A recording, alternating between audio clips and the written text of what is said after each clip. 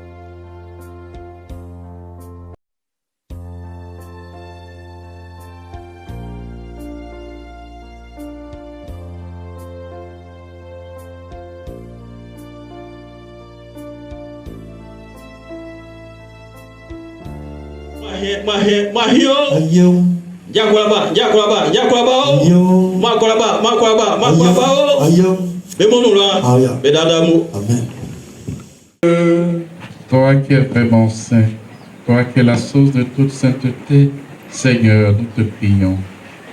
Sanctifie ces offrandes en répandant sur elles ton esprit, qu'elles deviennent pour nous le corps et le sang de Jésus, le Christ notre Seigneur. Au moment d'être livré et d'entrer librement dans sa passion, il prit le pain, il rendit grâce, il le remplit et le donna à ses disciples en disant: prenez et mangez-en tous, ceci est mon corps livré pour vous. Merveilleux, Dieu nous aime, son amour n'aura pas de fin. Chantons merveilleux, merveilleux, Dieu nous aime, son amour n'aura pas de fin. Je me nomme Liaison Samson. Je prends la parole au nom de tous les élèves des 3 écoles primaires communautaires de Kassikro, Diakité Dougou et Agresi Kongodjan. Papa Mani, je ne t'ai jamais vu et pourtant je te connais à travers tes œuvres à Ayamé. Tu as offert des écoles primaires toutes équipées pour répondre aux besoins d'éducation auxquels nous étions confrontés à Kassikro, Diakité Dougou et Agresi Kongodjan. Je suis sûr d'une chose, c'est que si tu n'avais pas posé cet acte dans ma localité, je serais aujourd'hui analphabète et je ne serais pas devant vous. Mes chers parents, ici, pour lire ce bout de papier. Merci infiniment, Papa. Tous les enfants des 3 localités ne t'oublieront jamais. Que Dieu t'accueille dans son paradis pour le repos de ton âme. Maman Émilie, Yako. Aujourd'hui, ils peuvent s'exprimer Ils sont à l'école. Merci.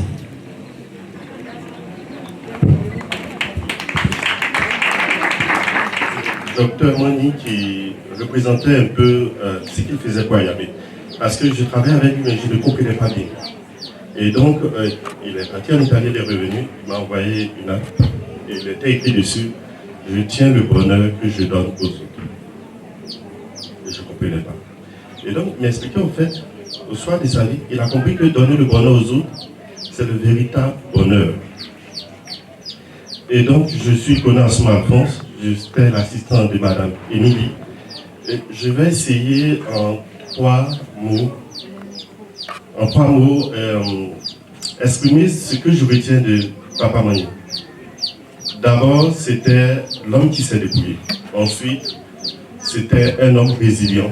Et à la fin, c'était un homme tourné vers le futur. Un homme qui s'est débrouillé, lorsque Papa Mani arrivait, il portait un pantalon pendant 3 jours. Et souvent, lorsqu'on discutait, il me dit, Alphonse, l'argent ne coûte pas ça sur les arbres. Et donc, chaque 5 francs que tu reçois, il faut l'utiliser vers des trucs essentiels. M. Mani était un homme cultivé. On vous a dit qu'il a parcouru différents pays et qu'il a construit des entreprises dans différents pays. Mais M. Mani pouvait s'abaisser pour boire des vins de 1500 pendant qu'il avait l'opportunité, comme certains, de boire des vins de 100 000. Tout simplement parce qu'il pensait que le reste de l'argent pouvait être utilisé pour le bonheur des autres. C'était un homme résilient. Au moins, vous pouvez vous le dire, il est têtu. Ce monsieur est têtu. Lorsqu'on lui dit c'est pas possible, il nous dit c'est possible. Et lorsqu'on le suit, à la fin, on se rend compte que c'était possible. Et ça, ce débat, elle reste au bureau des heures avec lui en train de lui dire c'est pas possible, on va se casser la tête. Et finalement, il dit oui, j'ai compris. Et demain matin, il vous dit non, on avance. Et c'était ça. Finalement, on se rend compte que ce sont nos craintes qui faisaient qu'on avait peur d'avancer. Et on regardait les échecs et non la réussite. Et il était précis dans tout ce qu'il faisait. À la fin, je retiens de lui la personne tournée vers le futur. Lorsqu'on discute avec Papa Mani, finalement, on a l'impression qu'on est vieux, nous, dans la tête, et que lui, il était très jeune. Il était très jeune. M. Mani voulait construire un lycée agricole, mais un lycée d'entrepreneuriat. Parce qu'il disait, la plaie de la Côte d'Ivoire, c'est qu'il y a trop d'inscrits qui veulent rentrer dans les bureaux. En réalité, pour que la Côte d'Ivoire démarre, il faut 95% d'entrepreneurs. Et c'est ce qui a fait la force de l'Italie. Les politiciens et les bureaucrates sont des plaies. Voici son image. Et pour lui, lorsque vous partez avec Papa Mani sur le champ, lorsqu'il connaît Papa Mani, il avait 84 ans. Mais allez-y au champ avec M. Mani, mais vous avez du mal à le rattraper. Parce qu'il était énergétique. Ce monsieur était jeune dans tout ce qu'il faisait. Et il avait une vision claire de où il voulait aller. Et c'est ce qu'il voulait impliquer aux jeunes. Ce qu'il disait, nous sommes des transitions. Et toi, Alphonse, tu es la transition pour ces jeunes-là. Et ce qu'on doit faire, c'est de construire leur avenir. Peut-être que vous êtes en train de bouleverser, ou bien le mot qu'il employait, c'était dépenser, je pense, votre vie, mais n'hypothéquez pas la vie de ces jeunes. Et donc, il faut investir pour eux, pour qu'ils soient entrepreneurs et que la Côte d'Ivoire se développe. Parce que la Côte d'Ivoire a l'image de l'Italie après la guerre. Et c'est plutôt les soldats, lorsqu'ils sortaient, qui avaient d'abord l'habitude de tout ce qui était rouloué, qui ont investi dans l'entrepreneuriat, et c'est ce qui a créé le boom de l'Italie, et l'Italie a commencé à être développée. Et en conclusion, je peux dire, je ne retiens pas de Papa Mani ses œuvres. Parce qu'il me disait souvent, Alphonse, à la guerre, on va tout détruire. Ce qui va faire la force, qu'on va tout remonter, c'est ce qu'on va occuper aux gens. Et donc, il faut miser sur la tête et miser dans la roue parce que c'est ce qui crée les veines. Et donc, finalement, je pense que mon passage ici, je suis parlé, je ne suis pas d'Ayamé. Je ne sais pas qu'est-ce que maman Amy a vu en un baoulé comme moi qui vient du centre, et M. Magny a vu en une personne comme moi, pour un temps me donner l'opportunité de m'exprimer, mais finalement je retiens, je n'ai pas été, les côtoyer n'a pas été un effet, ça a été un impact dans tout ce que je fais. Un impact dans tout ce que je fais. Et je pense que ce qu'on doit retenir, ce qu'on doit garder, c'est plutôt l'impact que Papa Magny a mis dans nos habitudes et qu'il faut continuer pour le futur et non pas pour nous. Je vous remercie.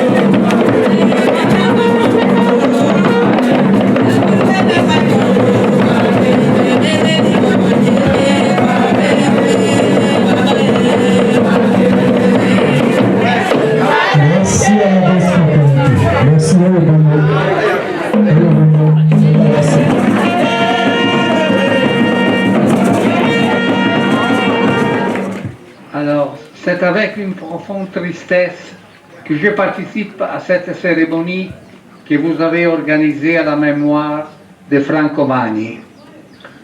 J'ai travaillé avec lui pendant plus de 10 ans pour réaliser son projet de fondation destiné à soutenir les citoyens d'Ayamé et des villages du territoire par des activités d'utilité sociale.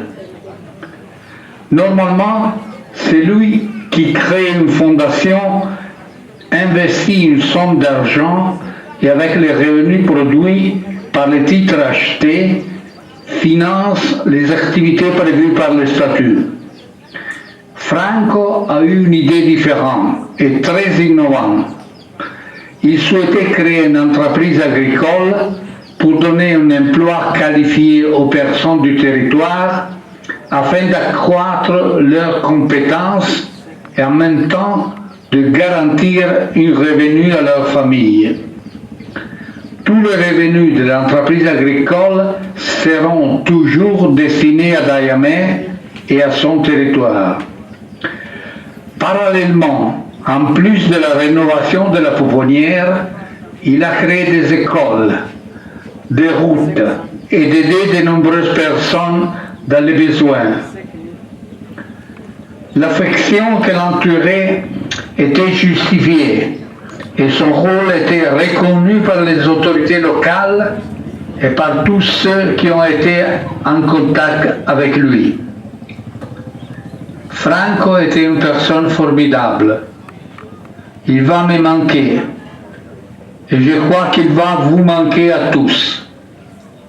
Que Dieu le bénisse et nous aide tous à poursuivre le travail qu'il a commencé pour soutenir le développement de cette belle ville et de ce territoire, auquel je suis personnellement très attaché depuis une trentaine d'années et que j'aime de tout mon cœur. J'espère être à l'auteur de la tâche que Franco m'a confiée lorsqu'il m'a nommé président de sa fondation. Mais je suis sûr qu'avec votre aide, ensemble, nous pourrons réaliser les rêves de Franco. Et je veux terminer ce message en remerciant chaleureusement toutes et tous pour avoir participé à cette cérémonie. Merci. Il me revient l'insigne honneur et la lourde responsabilité de clore cette matinée d'hommage à la mémoire du président Franco Magni au nom du bureau exécutif de la Fondation Magni pour Ayamé. À travers les nombreux discours et témoignages de ce matin, nous avons mieux appréhendé et apprécié la personnalité de cet homme exceptionnel. Exceptionnel par les engagements multiples qu'il a concrétisés et qui ont contribué au bien-être de la communauté d'Ayamé dans ses dimensions essentielles: santé, éducation, environnement et cadre de vie, aide à la petite enfance, la plus démunie, etc. Je voudrais en particulier remercier le représentant de la sous-préfecture Lisa Madina,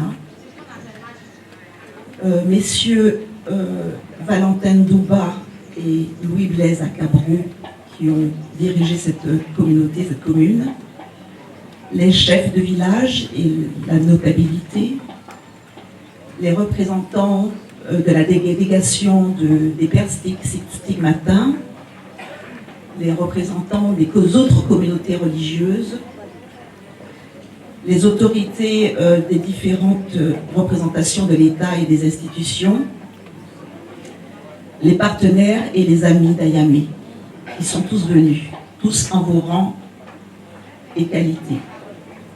Je voudrais également remercier les danses et la population d'Ayamé qui nous ont fait vibrer ce matin. Je voudrais également remercier nos parents, nos élèves pour la ferveur de leur danse et également la chorale. Je voudrais tous vous remercier, vous dire un grand merci pour vos témoignages, vos présences d'abord, et pour vos témoignages éloquents et émouvants.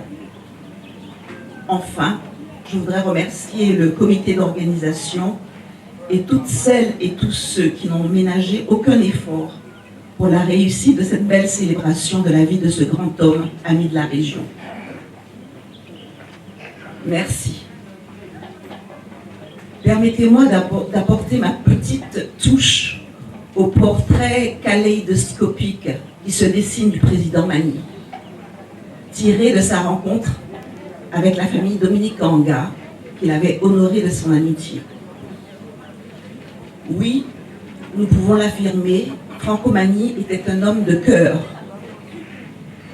Il nous avait fait l'honneur d'être présent à la messe et à la fête organisée à notre résidence en septembre 2014, à l'occasion des 40 ans de mariage de notre couple.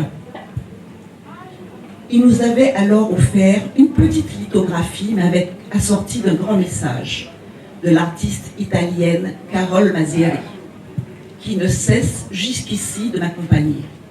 Et je cite: « Les liens les plus profonds ne sont faits ni de cordes, ni de nœuds.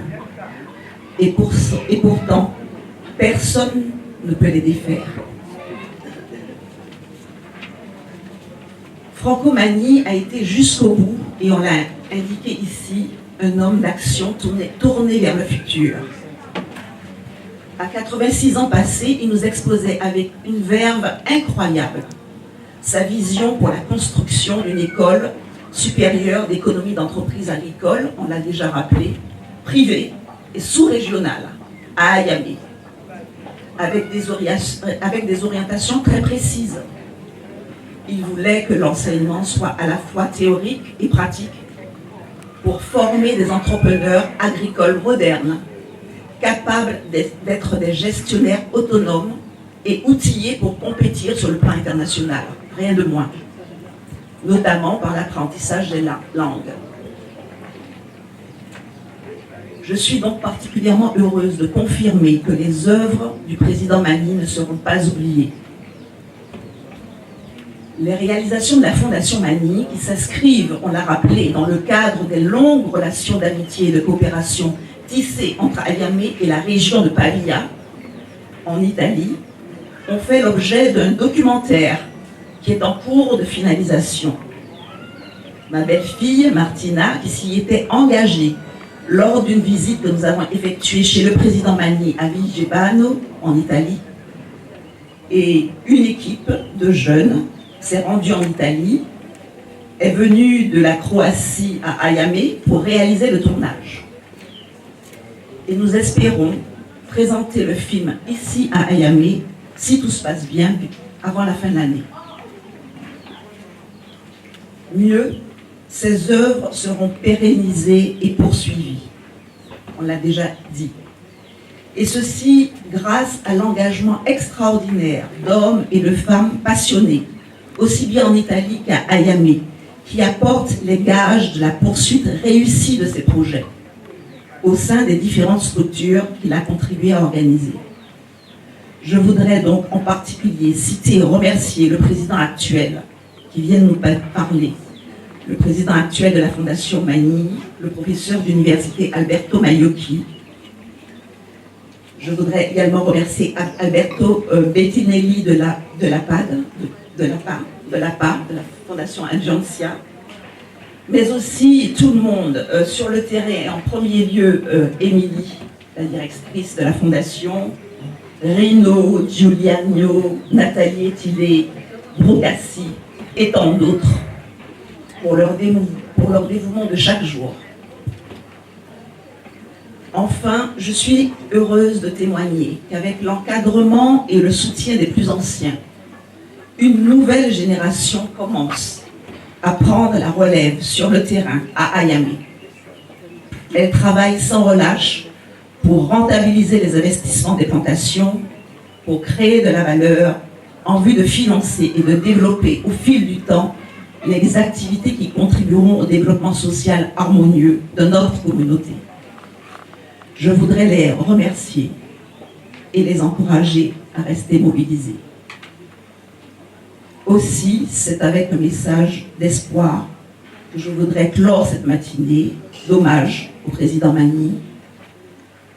L'espoir que les liens profonds tissés entre Franco-Magni et Ayame ne pourront se défaire. La certitude que Franco-Magni demeure à jamais vivant à travers ses œuvres dans les cœurs des populations d'Ayame. Permettez-moi ainsi, pour terminer, d'être la porte-parole de tous ici présents, pour m'adresser une dernière fois aujourd'hui au président Magni en empruntant les mots de la grande Simone Veil, que je cite. Il restera de toi ce que tu as semé, que tu as partagé aux mendiants du bonheur. Ce que tu as semé en d'autres germera. Celui qui perd sa vie, un jour la trouvera. Je vous remercie.